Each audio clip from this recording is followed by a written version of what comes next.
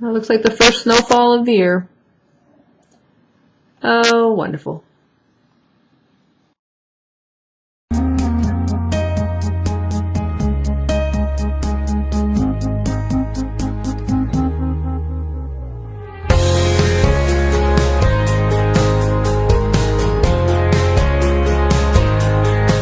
Hi guys, welcome back. It's time for my October wrap-up. I know it's a little late. We're already about the 11th of November as I'm filming this, but been just really swamped with trying to get some books read that I need to finish and get my reviews posted by a certain time. So been trying to work through that, and yeah, I know this has been a little late, but I do apologize.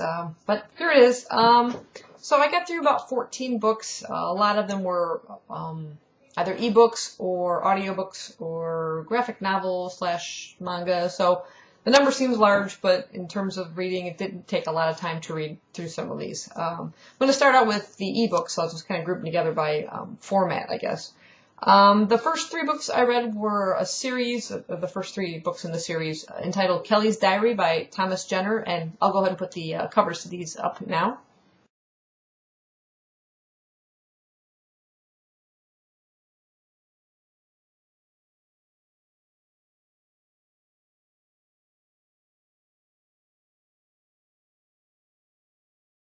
I already posted a review on my channel for this series, and I'll put a link down below so you can go and check it out. So I won't get into too much detail. It is basically just a journal written by a young girl by the name of Kellie. She's about 3rd, 4th grade, and she's writing to her imaginary friend named Bessie. The books are in a handwritten format, so it actually looks like a young girl has written this, and you feel like you're reading her own actual journal. And it's about her day-to-day life during a zombie apocalypse. The first book, ebook, is, or was at least at the time, free on Amazon, and I think also on Barnes & Noble and Nook. So definitely check it out. It might still be free. And it's really, like I said, a really quick read through this series. I flew through it. I really enjoyed it. I can't wait for the 4th one. I gave the first 2 books 4 stars, and I gave the 3rd book 5 stars because the action kind of just ramps up a little bit, got even a little bit more exciting. The next ebook, or the last ebook I read, which was right at the end, I actually finished it a few days into November, and that was The Demdike Legacy by Barry Durham. I posted a review for this one as well. Really enjoyed it. Sort of a historical fact and fiction kind of blending with mystery and paranormal thriller all rolled into one. Excellent writing, excellent story. Again, I'll post a link to the review down below, and I gave that one 5 stars. On to the audiobooks I did this month. I listened to The Coldest Girl in Coldtown by Holly Black. Here's the cover.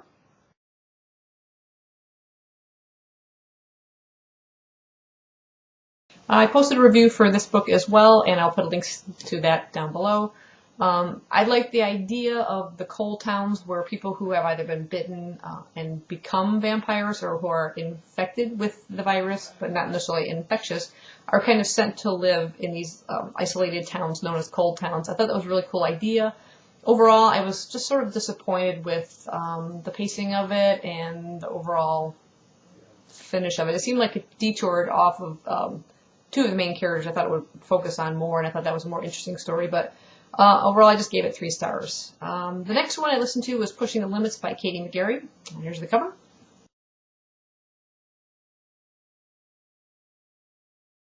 This one I really enjoyed. This is a contemporary teen romance. Again, not something I generally read. I do try to, broaden my genres a little bit, and I've heard so much about this book, and I had to go ahead and give it a try.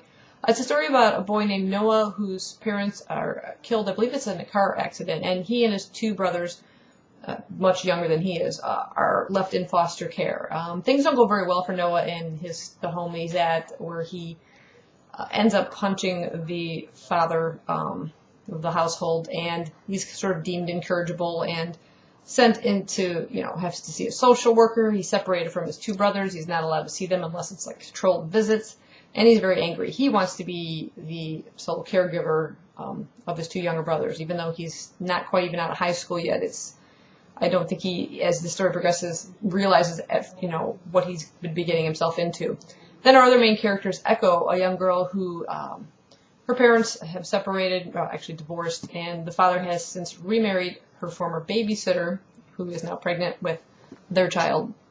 And of course, she sees, in a way, this woman as having broken up the relationship between her parents. But there's another thing that's troubling her. There's some sort of memory block that she can't get past, something that involves her mother and scars that she has up and down her arms. She can't draw this memory from her, and you can't just come out and tell somebody. I guess it would be too shocking to the system. So she's seeing the social worker and psychiatrist and things to try and work through this trauma that occurred in her past.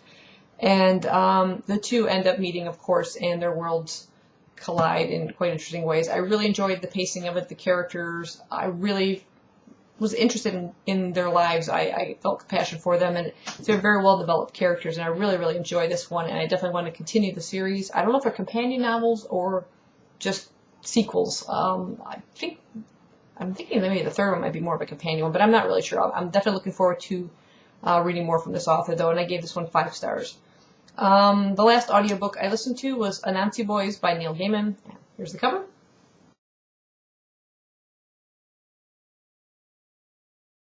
Now, I didn't realize when I started listening to this book that it is actually sort of a sequel to American Gods, one of his earlier books.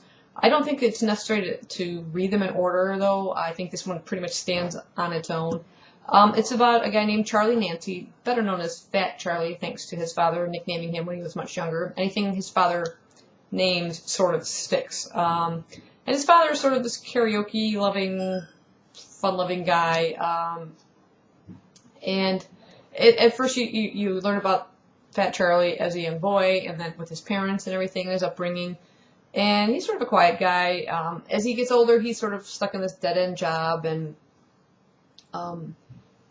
he's about to get married. He finds out, although his mother passes away right around this time, he finds out when he's kind of encouraged by his fiancée to invite his father, who he's kind of not had a close relationship with in later years, to invite him to the wedding, finds out that he's actually passed away, and he goes to attend the funeral and finds out a whole lot about his father he never knew. That he isn't just a normal man, but a god, an Anansi, a trickster god, spider god. I don't know a lot about Anansi stories. I don't know if some sort of mythological stories. I'm going to have to do some research on that. So that was a little bit confusing to me, and how Neil Gaiman's characters are sometimes much larger than life, beyond normal humans. I mean, they're just crazy.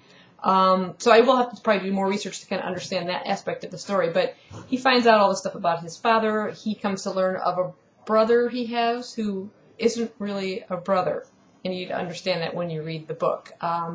His brother is nicknamed Spider, appropriately, and he's the complete opposite of Fat Charlie, and he ends up, in a way, changing Fat Charlie and changing his life.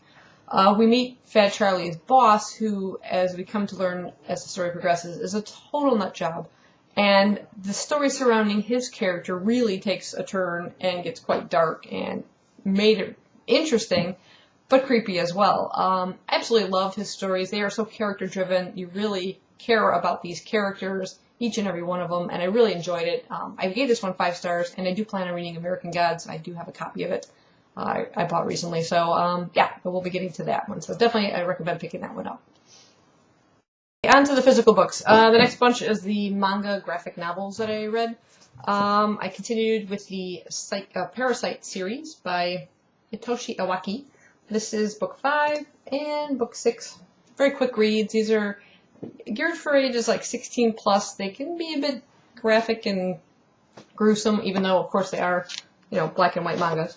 But I'm really enjoying this series so far, and in fact, I'm already finished number 7, and I'll be on to 8 pretty soon, but I definitely recommend picking this one up if you're looking for a good kind of horror manga. And then I read 2 graphic novels. One was Revival. This is a rural noir by Tim Seeley and Mike Norton. It says it's volume 1, You're Among Friends. I did post a review for this, again, links below.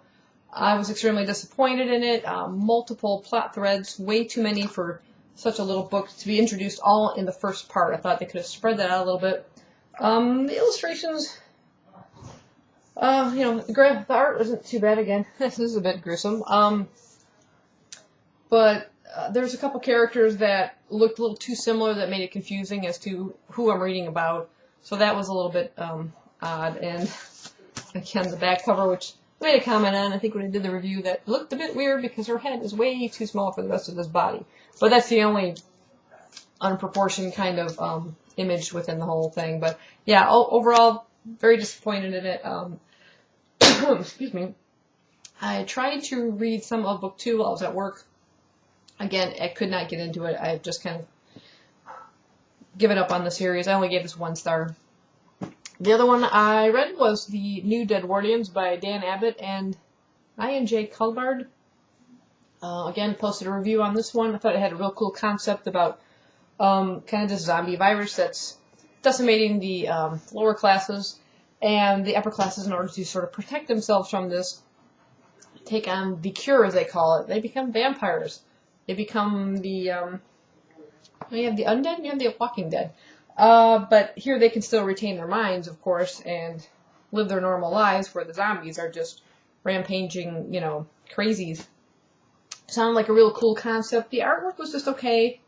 A little bit too much unnecessary nakedness is the best way to describe it. I think it didn't really suit the story, I think, in some cases. There were a couple characters I thought that were... some of their dialogue didn't match their station. They were a bit upper class and they're dropping F-bombs. I thought that was odd. But anyway, you see that in my review.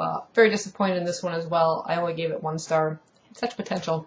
The last 3 are just books that I read. One was a middle grade book that I'd seen for a while. I want to continue this series. I super enjoyed this one. I did do a review on it because there's a whole lot more to say than I have said in the Friday reviews or Friday reads when I had mentioned it. But it's Gustav Gloom and the People Taker. This is by Adam Troy Castro and illustrated by Kristen Margiotto. So there are illustrations, cute little black and white illustrations throughout the book. I love the cover. It's got this really neat kind of see-through part and then on the inside. And this is Gustav Gloom and his new neighbor, Fernie Watt. It's sort of like this ideal, sunny-looking, bright, cheery neighborhood, except for the one dark house at the end of the street, which is where Gustav Gloom lives. And the house has been there longer than the rest of the neighborhood, even though the neighbors want the house gone. And Fernie happens to meet Gustav. He never seems to leave his property. And one night her cat kind of escapes out of the house, runs into his house, and she chases in after it and enters a world she never imagined, where shadows have a life of their own, and she ends up kind of fighting for her own life to try and get out of there, and she and Gustav become really good friends through this. So I really, really enjoyed this. I love the idea of the thing with the shadows, and there's another creepy creature in here, which I won't get into. You have to read the series to find out. I gave this one 5 stars, and I'm definitely looking forward to get my hands on book 2. The next one I read for review was Psyched by Juli Caldwell. Posted a review on this one. Super enjoyed it. It's about a girl. Her name is Aisi Ture. I kept mispronouncing this, so I saw it. It says how to pronounce it because it's A-I-S-I. And I was thinking Aisi or something, but just Aisi. And she can see dead people. She sees the spirits come to her, sort of like the movie The Kid in Signs, you know. They approach her, and obviously they're troubled. They're trying to find their loved ones, their way home, and she helps them see the light. At first this was very troubling for her, but she's learned to accept this as she's grown older and learns how to deal with it. The demons are a little bit trickier. They come to visit her too, and if she doesn't show fear, she can kind of keep them at bay. As the story progresses, she comes to learn that her younger brother has the same ability, and she has to kind of help him along the way. There's one demon that is causing her a lot more trouble, though, and not as easy to deal with. I've since forgotten the name of the demon, but I love the way they're portrayed. It seems to be in more than one book that I've read that they're, when they appear in their human guise, they're all like a class, they're all very finely dressed, their manners are immaculate, but there's that hidden malevolence underneath that just creeps the heck out of you. I love the characters in this book and the setting, and the plot I thought was excellent. Definitely recommend this series. Again, you can see more about it in my review, and I gave this one 4 stars.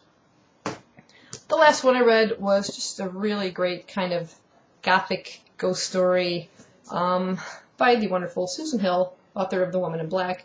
This is Dolly, a ghost story. I love this cover. It is just got this super cool raised like vines through here with this doll, and it was a super creepy story. Again, with that gothic touch, things are kind of kept low. There's not things, you know, leaping out at you, but it was a really overall good story. I did put a link down below to my review on this one. I gave this one 4 stars.